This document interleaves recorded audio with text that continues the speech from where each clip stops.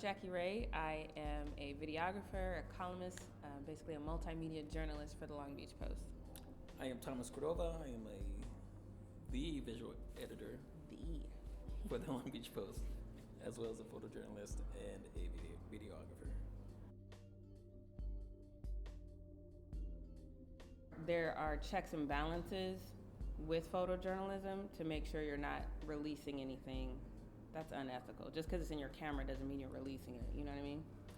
It's not your job to edit yourself. Mm-hmm. It's your editor's job to edit and decide what should run and what shouldn't run. Right.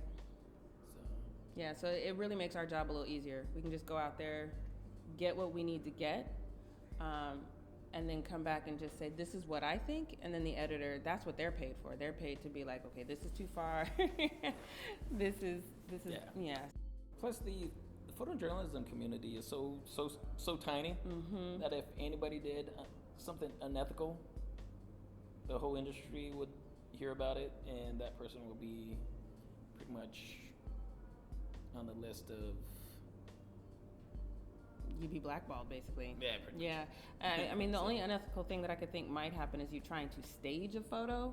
Yeah, but even that. I've heard stories, and that person's. Yeah, that if anybody sees you doing that, you'll never work again. Yeah. I will say, if you're younger, you might get a little bit more leeway, and you might get mentored in a little bit of more of a stern way.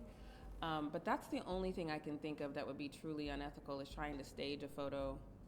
Which again, like Thomas said, I know that's happened, but I also don't know that those people are working anymore. So it's like an immediate, and you'll probably get checked on the spot, because we all go into the same story. You know what I mean? Yeah, I got a person for you to look up.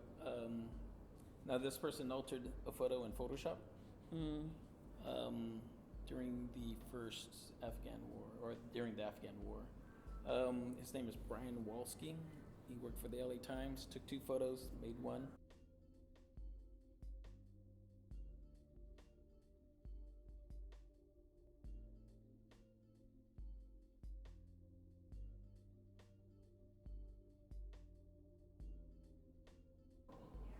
No one in the general public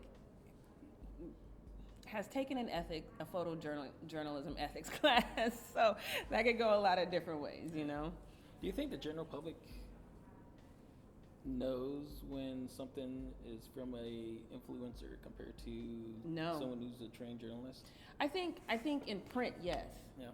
I think in print, yes. But I think when you're talking about video journalism for news and stuff, it's all about that on the spot news, and I also think that there's a lot of, makeshift journalists now, running around with cameras and stuff. And so when you're doing that, it's all about the likes and the clicks and things like that. So that I think social media has made it more important for editors to really critique. Yeah, don't stage anything. You never stage anything. The saying, a picture is worth 1,000 words, is just that. A picture is worth 1,000 words. You don't have to add words to it.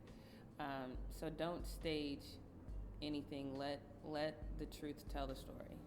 And really, I mean, a photojournalist is just a fly on the wall. Mm-hmm.